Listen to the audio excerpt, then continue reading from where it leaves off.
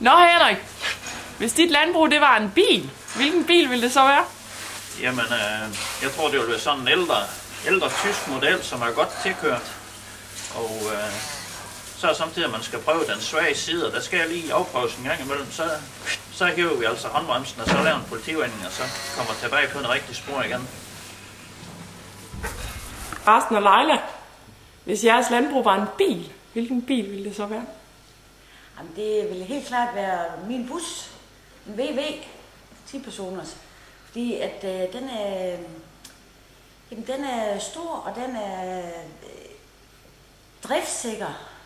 Og alle kan finde ud af at lave den. Og du kan altid få reservedel til den.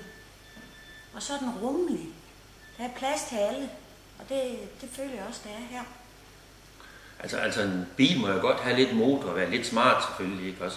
Men ellers så er det vigtigt, at det er en, der kaldes til en god, stabil model, som andre de også har lyst til at køre i, så jeg ikke skal passe det hele tiden, og som jeg kan komme af med, når jeg er færdig.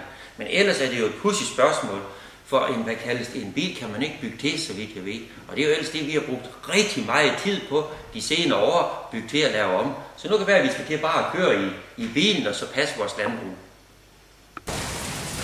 Ja, Johnny. Ja? Hvis dit landbrug det var en bil, hvad for en bil ville det så være?